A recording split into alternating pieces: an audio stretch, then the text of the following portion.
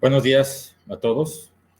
A nombre del Centro de Investigaciones sobre el Cambio Global y también del Centro de Cambio Global y la Sustentabilidad, les damos la bienvenida a una sesión más de nuestro seminario Socioecosistemas, Rupturas y Paradigmas. El día de hoy me da gusto presentar a ustedes a la conferencista que ya ha tenido una experiencia vasta como investigadora del CCGS, pero pues queremos dar la noticia también que ya es investigadora asociada nivel C del Centro de Investigación sobre el Cambio Global en la Universidad Nacional Autónoma de México. El centro está viviendo una transición y la doctora Karine Esqueda Lara es ya investigadora de este nuevo centro. Voy a presentar a ustedes una breve semblanza curricular de la doctora Esqueda. Ella es licenciada en Biología con reconocimiento a la excelencia académica por la Universidad de Guadalajara. Hizo su maestría y doctorado en el Instituto de Ciencias del Mar y Limnología, en el posgrado correspondiente, graduándose con honores en ambos casos, obviamente por la Universidad Nacional Autónoma de México. Sus líneas de investigación se refieren a la ecología y taxonomía de fitoplancton marino y agua dulce, calidad de agua enfocada a eutrofización. Es autora y coautora de 16 artículos, 2 libros y 3 capítulos del libro. Ha presentado conferencias y pláticas en más de 30 congresos y en simposios nacionales e internacionales. Los proyectos de investigación de la doctora Esqueda la han llevado a participar en 9 campañas oceanográficas. Ha navegado aguas tanto en el Golfo de México como en el Pacífico, como en el Golfo de California. Es cofundadora y miembro del Laboratorio Nacional de Resiliencia Costera, que es un laboratorio nacional CONACYT, y toda esta experiencia se ha reflejado en el reconocimiento que ha recibido la doctora Esqueda como miembro del Sistema Nacional de Investigadores del propio CONACYT. La conferencia que nos va a dar el día de hoy se titula Diversidad de fitoplancton y sus especies potencialmente tóxicas en la cuenca baja del Grijalba Usumacinta. Así es que, sin más preámbulo, le doy las gracias, la bienvenida a la doctora Karine Esqueda Lara. Adelante, por favor. Muchas gracias, doctor Javier. Buenos días a todos los que nos estén escuchando y viendo. Voy a pedir, por favor, el apoyo por ahí para que me pasen las diapositivas. Muy bien, muchas gracias. Bueno, ya el título lo mencionó el doctor Javier, por lo tanto, creo que no tengo que agregar muchísimo más. El título es muy explícito de lo que vamos a hablar, pero para muchos de los que nos están viendo que no conocen el tema, que ni siquiera pues, tengan una orientación en temas de ecología acuática, pues considero importante dar una, no sé, explicación o características, mencionar las características principales de este grupo para que sepamos todos de qué es lo que estamos hablando o qué es lo que vamos a hablar y su importancia. Bueno, pues el fitoplancton es un grupo, que así le llamamos, que está formado por muchos microorganismos de diferentes orígenes filogenéticos. ¿Qué quiere decir esto? Pues quiere decir que no descienden de un mismo ancestro común, sino que han sido originados a partir de diferentes organismos que dieron origen a sus grupos taxonómicos. Taxonómicos y no taxonómicos. Más adelante vamos a ver esto, a qué nos referimos. Ellos viven principalmente en la columna de agua de los ecosistemas acuáticos mayores, en los continentales, como son ríos, lagunas, lagos, pero también en aquellos cuerpos de agua continentales más pequeñitos. Los podemos encontrar en cualquier charca que veamos de color verde. Bueno, pues seguramente es que ahí va a haber alguno de estos organismos, aunque también habitarán algunos otros que se desarrollan en el fondo. La mayoría de ellos los consideramos microalgas, pero también hay otros organismos que no son precisamente de este grupo, pero que los estudiamos dentro del mismo grupo conocido como fitoplancton. Ahorita vamos a ver más a detalle esto. Lo que nosotros mostramos aquí, para aquellos que no entienden o se imaginan a qué nos referimos con columna de agua, tenemos 2 figuritas. Entonces tenemos, por ejemplo, en la imagen o diagrama, de un ecosistema continental, que lo que refleja es lo que será un corte longitudinal del mismo, y justamente toda la capa de agua que está ahí conformándolo es lo que conocemos como columna de agua, mientras que en un ecosistema marino, como son mucho más profundos, pues la profundidad y las características físicas y químicas del agua, dependiendo del sitio donde se encuentre, se le ha llamado de diferente manera. Bueno, pues es solamente en los 200 primeros metros de esta agua que la luz del sol penetra, y a esta zona se le llama zona fótica. Entonces, es justamente en esta zona donde estos microorganismos del fitoplancton pueden vivir en estos ecosistemas. Okay.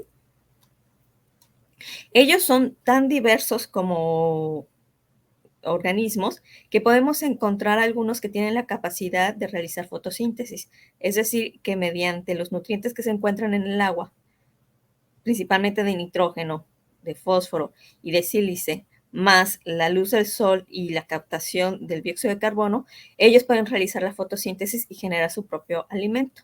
Entonces, estos son organismos fotosintéticos.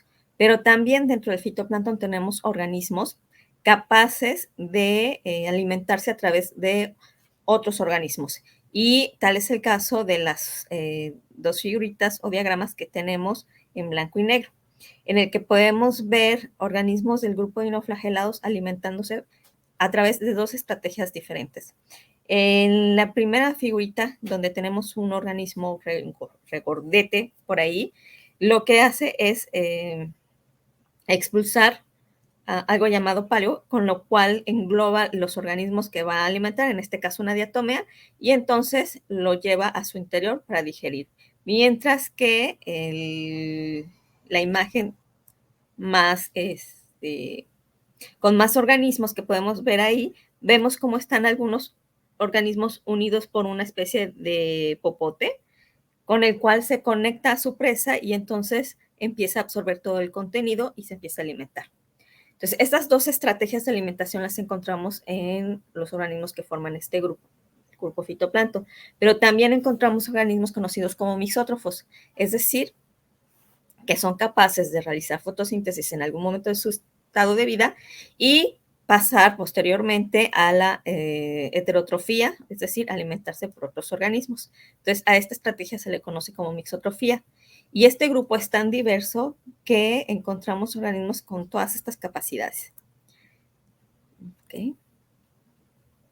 Debido a estas características es que estos organismos ocupan diferentes nichos ecológicos dentro de las redes tróficas. ¿A qué nos referimos con esto? Bueno, nos referimos a que aquellos que hacen fotosíntesis son la base de la cadena trófica porque generan su propio alimento, capturan el dióxido de carbono, generan biomasa y son alimento para los depredadores que le continúan. Pero como también tenemos organismos heterótrofos, como lo mencioné hace unos momentos, pues también son los primeros depredadores dentro de las cadenas tróficas, y esto es lo que permite que generen estas tramas muy complejas y que ellos desarrollen diversos papeles, no solamente como organismos autótrofos o fotosintéticos, como serían las plantitas en la tierra, sino que ellos también pueden participar un mismo organismo, por ejemplo, en el caso del mixótrofo, en dos de los eslabones de las cadenas tróficas, ¿no? Al ser en algún momento productor y en otro momento consumidor. Bueno, pues de ahí parte mucho de su importancia. Si no tenemos suficiente alimento, si no tenemos suficiente fitoplancton, pues entonces los demás eslabones de una cadena trófica se verán afectados. De ahí una de las principales importancias de estos organismos. Pero también sabemos que, dado que requieren de los nutrientes que ya mencioné, del sílice, del nitrógeno y del fósforo, además de la absorción del carbono para realizar la fotosíntesis, es que ellos participan en los ciclos biogeoquímicos de todos estos elementos químicos, estos y algunos otros, ¿no? Ya que también requieren de algunos, por ejemplo, metales traza, como el hierro, y algunas otras, algunos otros elementos y compuestos, en el cual también participan para su reciclado y movimiento en estos ciclos conocidos como biogeoquímicos. Como es un gran fijador del carbono atmosférico, pues también tienen un papel importante en el balance del calor en el planeta. Entonces, bueno, si son organismos pequeñitos, porque dices que son microorganismos, ¿por qué su papel tan importante como fijador de carbono? Pues simplemente porque tenemos muchos organismos de estos grupos, o de este grupo fitoplancton, en cuerpos de agua. Tanto en los océanos como en los cuerpos de agua continentales están llenos de estos organismos, y entonces cuando los sumamos, pues representan un número muy importante, que nos ayudan a mantener el control del calor en el planeta. Bueno, otro dato importante de ellos es que tienen ciclos de vida cortos. ¿Qué queremos decir con esto? Pues que viven muy poco en cuanto a tiempos, es decir, pues no vive lo que un humano ni lo que un mamífero, pero esto le da una rápida respuesta, le permite responder muy rápido a lo que sucede en los ecosistemas. Entonces, debido a ello es que se consideran unos excelentes indicadores de los ecosistemas acuáticos, incluso también ecosistemas alrededor, ecosistemas terrestres, lo que está sucediendo allí, lo que sucede en las cuencas o en el área alrededor de estos cuerpos de agua, dependiendo del área del que nos estamos refiriendo, pero también son importantes porque algunas de sus especies tienen la capacidad de producir toxinas. Y cuando estos organismos se pueden reproducir de manera exacerbada, de manera muy rápida, cuando tienen condiciones favorables para ello, pues pueden generar algo denominado como florecimientos algales. Y estos florecimientos algales, en su gran mayoría, aproximadamente el 70%, son favorables porque se produce mucho alimento, productividad acuática, y entonces esto es lo que va a sostener las cadenas tróficas y, ¿por qué no?, también el alimento humano cuando nos alimentamos por alimentos de origen acuático como peces, crustáceos y, bueno, etcétera. El detalle es que cuando estos florecimientos algales son producidos por especies generadoras de toxinas o causantes de algunas otras afectaciones por la gran cantidad de biomasa, pues entonces ya no son como los florecimientos más favorables, y entonces pueden llegar a ser perjudiciales, produciendo lo que se conoce florecimientos algales tóxicos y nocivos. Okay. Cuando tenemos florecimientos algales no tóxicos, pero en grandes abundancias y dadas las estructuras que puedan presentar los organismos que están floreciendo, entonces nosotros podríamos tener un cambio en el oxígeno disuelto que se encuentra en el agua. Este oxígeno disuelto es importante para que los organismos que lo requieren puedan respirar, como en el caso de los peces.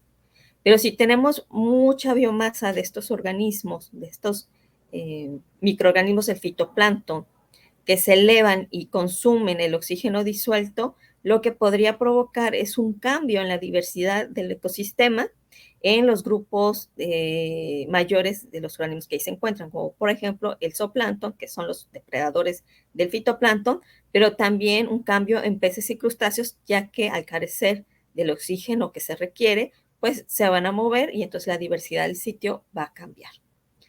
Si estos florecimientos, en cambio, están formados por las especies que están produciendo toxinas, pues pueden provocar intoxicaciones o modificaciones también en estos organismos mayores, como peces, aves y mamíferos. Incluso pueden llegar a afectar al humano cuando el humano se envenena al consumir el origen acuático contaminado, como los peces, como los moluscos, o probablemente crustáceos como los camarones, y esto lleva a un envenenamiento que puede ser de origen hepático, es decir, desde el hígado. Puede ser también algunos problemas de la piel, si tiene contacto con el agua al bañarse en ella, estando contaminada por esas toxinas, o incluso puede presentar problemas neurológicos, ya que algunas de las toxinas que estos organismos generan, pues dañan neuronas de nuestros cerebros. Pero bueno, ahora que sabemos la generalidad de este grupo tan complejo, la pregunta es, ¿y qué tan diverso es en cuestión de números, en cuestión de especies? porque es más fácil imaginar cuando hablamos de mamíferos, cuando hablamos de ratones o cuando hablamos de aves, porque nuestros ojos lo ven todo el tiempo, y es más fácil darte cuenta de cómo se agrupan cuando ves las manadas o ves las imágenes en televisión, pero cuando hablamos de microorganismos que no puedes ver con tus ojos y que requieres de un microscopio para poderlos apreciar, pues decimos, bueno, pues qué tan diversos pueden ser, ¿no? ¿Cuántas especies pueden tener? Bueno, pues se calcula que hay un alrededor de 15,000 especies existentes en aguas continentales y varía bastante desde 5,000 hasta 8,989 especies, 984 especies para las de origen marino, ya que, como le dije, estos organismos se encuentran tanto en ambientes marinos como continentales, y continentales nos referimos a agua completamente dulce, carente de sal, como también ecosistemas salobres. Estos organismos están formados por células, son en su mayoría organismos unicelulares, pero también los encontramos en cadenas o filamentos, pero tienen la característica de que presentan una u otro tipo de células, conocidas como procariotes, que son las típicas que presentan las bacterias. Son aquellas células que carecen de un organelo, de un núcleo, de un mitocondria, de ribosomas, etcétera.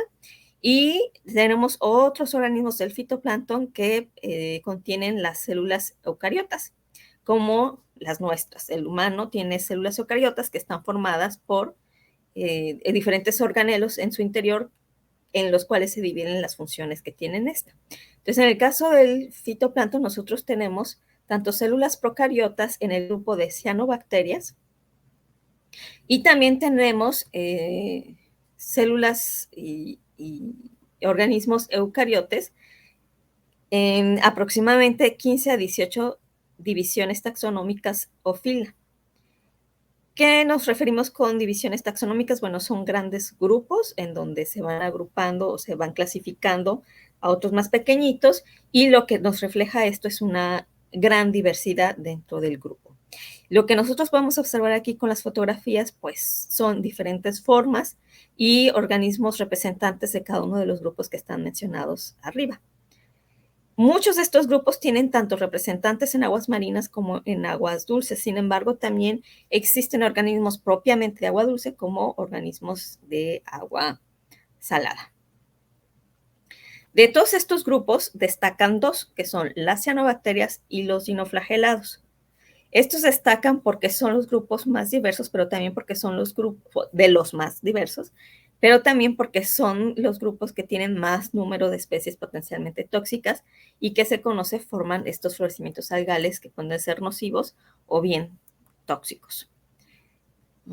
Lo que nosotros vemos aquí en la figurita es un ejemplo de los organismos dinoflagelados, que son los que están a la derecha de la pantalla, y los organismos de las cianobacterias, que son los que tienen un poco más de color, hacia, bueno, para ustedes es la derecha, las cianobacterias, y hacia la izquierda los dinoflagelados.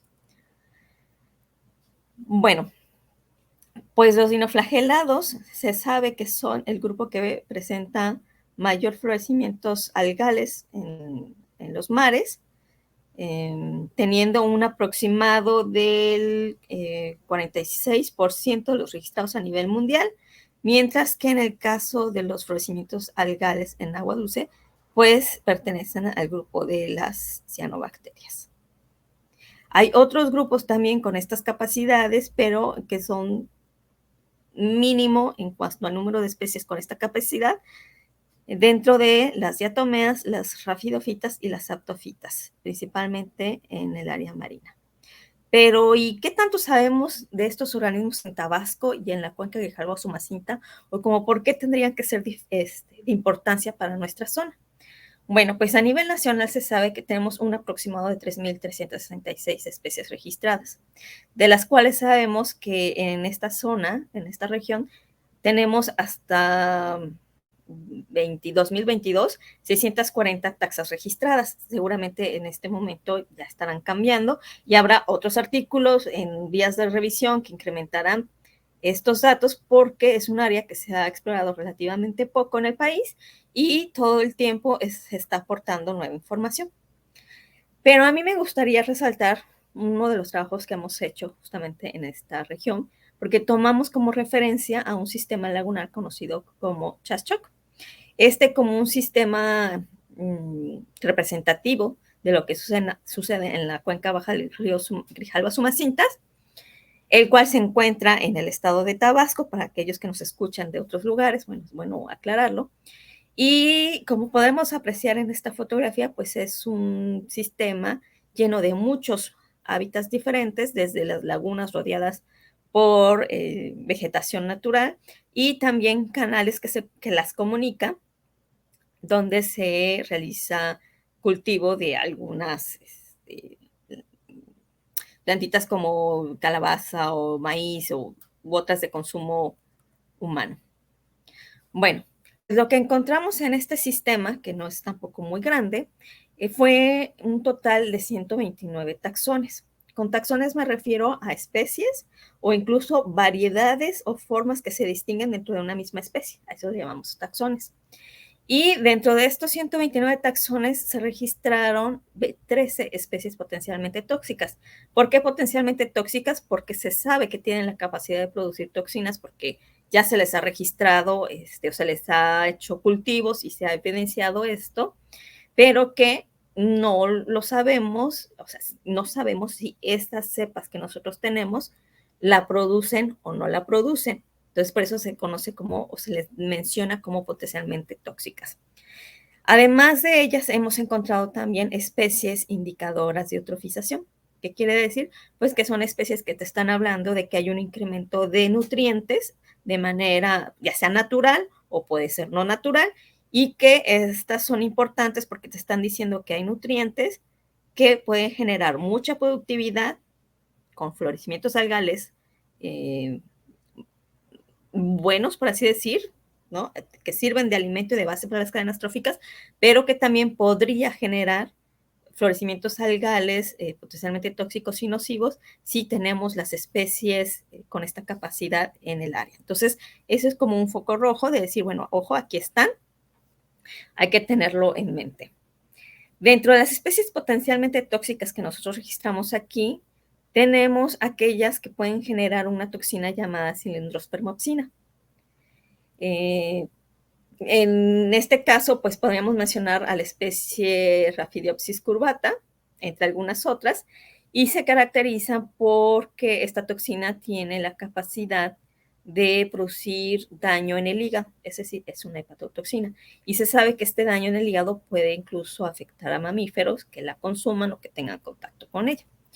El consumo, como ya lo hemos dicho, puede ser a través directa de consumo si te la bebes, pero también si lo que haces es consumirla a través de la cadena trófica, ¿no?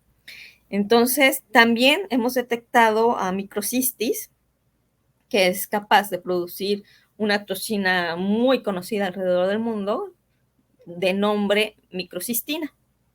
Esta microcistina, además, se produce en algunas otras especies que también encontramos acá, como en el caso de Anabainopsis elenkeni y algunas otras de diversos grupos, y que llama la atención porque se considera de las toxinas más potentes dentro del grupo del fitoplancton. Por otro lado, un estudio que se hizo un poco más reciente en la laguna conocida como la laguna El Cometa, fue importante el registro de 50 taxones, de los cuales 7 fueron especies potencialmente tóxicas. Entonces nos habla de que estas especies pues están de manera más o menos frecuente en la región, porque además de estos estudios que nosotros mismos hemos realizado, existen estudios de otros colegas, como de la Universidad Juárez Autónoma de Tabasco o incluso de la misma Universidad Nacional Autónoma de México, donde se han registrado otros taxones. Entonces, nosotros tenemos conocimiento de un aproximado, un alrededor de hasta este momento 21 especies potencialmente tóxicas en el área y muchas otras indicadoras de eutrofización de principalmente el grupo de las euclenas.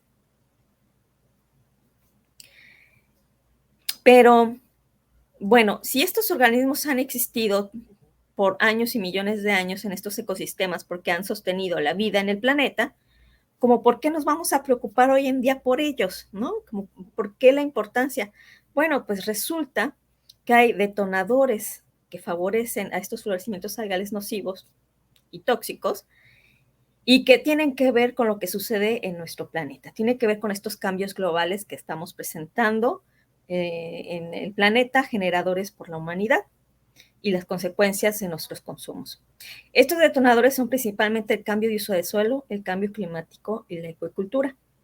El cambio de uso de suelo afecta cuando nosotros deforestamos y esto provoca una erosión de los suelos, es decir, que lo que existe en el suelo con la lluvia se corre y llega a los cuerpos de agua como ríos, lagos e incluso en las zonas costeras donde los ríos desembocan. Entonces, lo que hace es acarrear los nutrientes que existen en la tierra y llevarlos al cuerpo de agua, generando así alimento para organismos del fitoplancton. También cuando se modifican los sistemas naturales como construcción de canales en los ríos, se considera que perturban estos hábitats naturales. Y la construcción de represas alteran los flujos y el régimen de inundación, de secas e inundación, el nivel del agua y por lo tanto lo que sucede en los cuerpos de agua cercanos, es decir, grandes inundaciones o incluso desecación por tiempo prolongado. Estos son factores que se ha estudiado, propician o ayudan a detonar un florecimiento algal nocivo, pero también el cambio climático, la elevación de la temperatura en el ambiente, en la atmósfera, eleva la temperatura en el agua y esta temperatura del agua favorece la biomasa o la reproducción de cianobacterias, que ya sabemos son de los grupos que tienen más especies con capacidad de producir toxinas. Además, con estas temperaturas elevadas también se hacen cambios hidrológicos donde podemos encontrar periodos largos de sequías. Y aquí ya lo hemos vivido, lo vivimos en el 2018 y casi los vamos viviendo año con año, a menos que sea un año niña que nos llueva tremendamente, pero por lo general ya tenemos periodos muy largos de sequía con temperaturas más elevadas y esto es algo que se está presentando en diferentes sitios del planeta. Entonces no es algo exclusivo. Y bueno, lo que sucede es que cuando tienes mayor sequía y menos lluvia, genera que los cuerpos de agua cada día se aíslen más y entonces se vuelva como una especie de caldo de cultivo para estos organismos y como ya sabemos, pues las cianobacterias les encantan esas condiciones y son las que pueden ver favorecidas. Porque además lo que va a pasar con los cuerpos de agua aislados es que van a tener mucha tranquilidad, poco movimiento, va a existir una especie, se le llama estratificación del agua, es decir, no habrá mezcla y esto de tener estratificación, que son como pequeñas porciones de agua con características particulares, va a beneficiar principalmente al grupo de las cianobacterias. Y bueno, la acuicultura, como cualquier cultivo de organismos, nosotros sabemos que hay que dar de comer y también sabemos que todos los organismos tienen que defecar y deshacerse del exceso que no consumen y esto va cargado de nutrientes. Entonces la acuicultura, además de modificar cuerpos de agua, ya sea cuerpos de agua naturales que se utilizan para los cultivos in situ o bien granjas que se realizan cercanas a los cuerpos de agua que pueden ser contaminados por el exceso de estos, pues también es un detonador para generar florecimientos algales nocivos. Todos entendemos la necesidad de alimentarnos los seres humanos y también sabemos la calidad de proteína que nos da los organismos cultivados con acuicultura, pero no podemos dejar de tener presente los daños que se pueden presentar. Ahora, ¿qué es lo que agrava más esto? Pues bueno, que en el año pasado, el 2023, ya se dio a conocer los límites planetarios que han sido rebasados, límites planetarios de diferentes procesos que suceden en el planeta y que han rebasado lo que se ha calculado como peligro, o sea, ya ha rebasado, ya estamos, así que no sabemos qué se nos espera, tenemos una idea, pero se sale por completo de lo que podemos calcular. Y bueno, estos límites involucran el cambio de uso de suelo, que ya vimos que es un detonador para los florecimientos algales.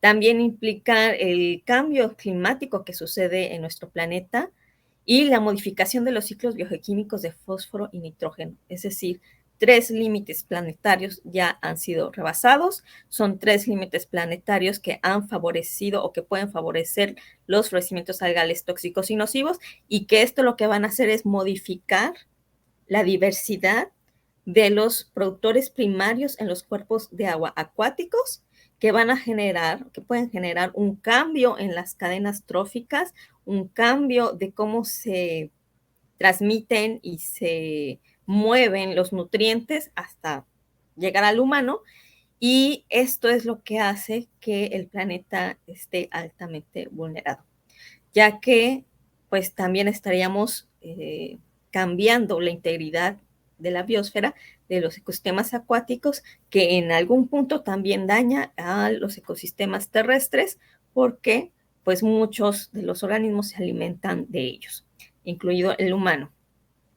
Entonces, lo que yo quiero dejar como mensaje de esta presentación es: no pensemos que porque son organismos que no vemos no importan, y que importan más las aves y que importan más otras cosas. Pensemos que somos una unidad y que si modificamos en lo más pequeñito, vamos a modificar lo más grande. Vamos a tardar en observarlo, pero los tiempos y nuestras generaciones actuales lo estamos comenzando a vivir, y las que vienen lo vivirán todavía más fuerte. Esto es una invitación para que los que tengan algo que ver con el tema nos enfoquemos a monitorear y a ver qué es lo que sucede y a buscar soluciones, aunque sean locales, porque de un sitio a otro sitio podemos hacer algo de impacto global, pero si no lo intentamos nunca vamos a poder mejorar. Y para aquellos que no tienen que ver nada con el área ni de investigación ni nada y que están por aquí curioseando, pues que lo tengan presente y que piensen que de sus acciones pueden apoyar a que estas modificaciones en los organismos tan pequeñitos y en consecuencia detonadores que los favorecen para aquellas especies potencialmente tóxicas no se den.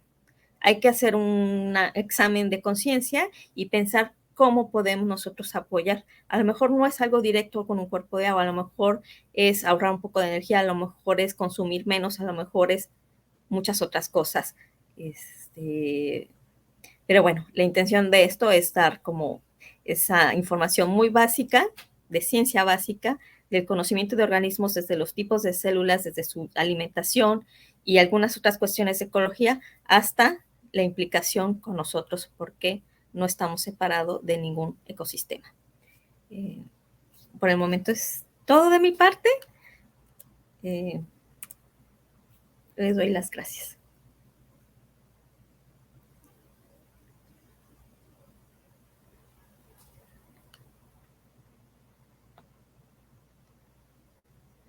¿Se puede decir que México es también megadiverso en este grupo? Sí, por supuesto, por supuesto. Como lo menciono, tenemos los organismos del fitoplancton en los mares y lo tenemos en continentes. México está rodeado de mar, tenemos muchísimos, tenemos el Golfo de México y tenemos el Atlántico. Tenemos también el Mar Caribe, y dentro del Pacífico tenemos el Golfo de California. Entonces, imagínate, todo esto genera una diversidad de ambientes de todo tipo que genera que diferentes especies se presenten en ellos, y entonces tenemos una gran diversidad. Lo que no tenemos son muchos especialistas estudiándolos. Son organismos tan pequeñitos, requieren del estudio del microscopio, requieren como muchas otras cosas que por lo general no llaman la atención.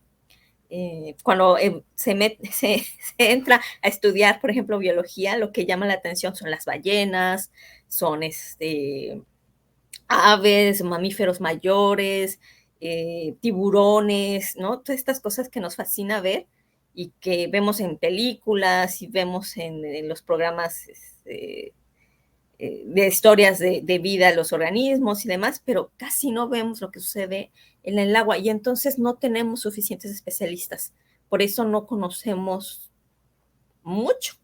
Los números se ven impactantes, pero si vemos el número de especies calculadas a nivel global, pues México conoce muy poco, pero sin duda es un país megadiverso también en este grupo.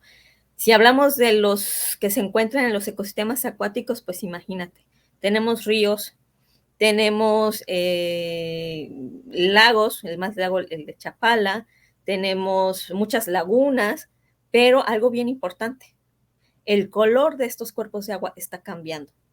El color de estos cuerpos de agua pasa a veces de azul a verde. ¿Qué pasa en las lagunas de Montebello, por ejemplo? Su coloración cambia cada cierto tiempo, en cada primavera o cosas así, porque justamente se cambia la estructura del fitoplancton. Lo que va a pasar es que si no sabemos frenar sus detonadores, vamos a tener cada día cuerpos de agua más verdes. De hecho, se dice que también los océanos están cambiando su color. Y esto es precisamente por el impacto que tienen el cambio climático, por ejemplo, y la eutrofización en nuestras comunidades, bueno, en las comunidades de fitoplancton, claro. Y bueno, el riesgo es que esta diversidad también se pierda, que seguramente ya se está perdiendo, pero no tenemos manera de calcularlo porque no sabemos todavía lo que tenemos. A ver, ¿se podría lograr una estrategia desde la integridad ecológica para regular las especies potencialmente tóxicas desde el cuidado de los ecosistemas acuáticos? Sí, yo pienso que sí. Como lo menciono, hay detonadores que van a beneficiar que ciertos grupos se desarrollen más que otros. Por ejemplo, las altas temperaturas pues siempre van a favorecer a las cianobacterias. ¿Qué podemos hacer para que ciertos cuerpos de agua se mantengan con mejores temperaturas? Pues, por ejemplo, conservar sus macrofitas, ¿no? Otro grupo de organismos de plantas, por ejemplo, árboles de ribera que ayuden a retener la erosión, que ayuden a dar sombra, que eso va a ayudar a que la temperatura no se eleve tanto. Si vas a construir un canal, por ejemplo, en el río o algo así que te sirva de comunicación por X o Y necesidad, bueno, ¿cuál es la mejor manera de construir ese canal para evitar que se erosione, para evitar que el agua se estanque? ¿O qué podemos hacer para que otros organismos puedan absorber esos nutrientes sin que sea directamente beneficioso para el fitoplancton? No es malo si tenemos el fitoplancton no tóxico, porque eso nos va a dar mucho alimento para la cadena trófica. Lo que es malo es que tenemos todos estos detonadores que también influyen y que modifican las estructuras de las comunidades. Entonces, sí se podría, hay que hacer mucho trabajo y obviamente ya no es un trabajo unidisciplinario o disciplinario, es un trabajo multidisciplinario el que se tendría que hacer y sobre todo transdisciplinario porque el tema de los tomadores de decisiones pues siempre está sobre la mesa y siempre es importante. Además de la luz, ¿qué otro factor ambiental puede regular su crecimiento? pH, salinidad. Sí, claro. Bueno, yo mencioné esto para no dar así una super clase de lo que es el fitoplancton y demás, pero hay muchos factores ambientales que lo regulan. El pH, por ejemplo, si un pH de 8, un pH de 9 siempre va a favorecer más a las cianobacterias, pero también las cianobacterias tienen la capacidad de modificar el pH de su ambiente. Y entonces, si tú tienes un pH elevado, pues el resto de los organismos del fitoplancton se van a ver afectados, por ejemplo. La salinidad, pues depende de tus especies, ¿no? Hay especies que les gusta la sal de ambiente de salobres, especies totalmente marinas y también especies de agua totalmente ausente de sal. Lo que pasa en la cuenca baja del Grijalbo Sumacinta es que tenemos también una intrusión salina. Tenemos la entrada de agua de mar a kilómetros hacia adentro de los ríos y esto está provocando un cambio también de salinidad en nuestros ecosistemas. Entonces, esto más que controlar viene a complicar, ¿no? Pero sí, hay muchos otros factores ambientales que tienen que ver con la regulación del crecimiento y presencia o ausencia de las especies. ¿Alguna otra pregunta? ¿Cuáles serían las áreas de especialización que considera se han vuelto más necesarias y necesitan más gente investigando al respecto? Uy, qué interesante. Mira, lo que se ha dado en los últimos años, yo diría ya hasta décadas, quizás las últimas 2 décadas, fue mucho auge con el tema de los estudios moleculares, ¿no? En todas las especies, en todos los organismos que ha habido y por haber, el tema de lo molecular es como lo más llamativo porque también es cierto que reduce tiempo, quizás entre reduces tiempo puedes reducir gastos, aunque no en corto plazo, pero sí a largo plazo representa un ahorro. Sin embargo, sabemos que hoy en día te describen diversidad con marcadores moleculares, pero que nunca han visto a los organismos, no saben distinguir a la especie físicamente.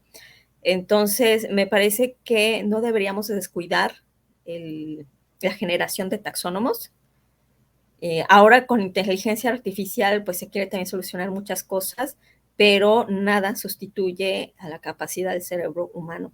Entonces, taxónomos, ecólogos, pero lo que creo que debe de hacer es un cambio de cómo visualizarlo o cómo entrenarlo. Deberíamos de verlo no como áreas directas sobre el organismo, sino como áreas de aprendizaje del problema global. Y lo que tenemos que hacer es aprovechar el conocimiento que tenemos de matemáticos, de físicos, de químicos, de ecólogos, matemáticos, oceanólogos, economistas, de los que estudian las sociedades, para poder buscar estas soluciones donde el producir alimento genere la menor problemática posible y ayude a sostener estos ecosistemas. No sé si esto responde tu pregunta, pero yo me enfocaría más bien a eso, a seguir especializando, pero con una mente más abierta, ¿no? Con objetivos más grandes, no tan fijos en solo aprender a identificar estos organismos, sino aprender a identificarlos porque tú ya sabes el problema y entonces cuando lo estás identificando tú ya estás pensando en una solución, no solamente el decir quién es y dónde está. ¿Alguna otra? Si una comunidad únicamente tiene acceso al agua de algún cuerpo, como lago o río, ¿qué medidas pueden tomar para no ingerir estas toxinas? Dice citotoxinas son cianotoxinas.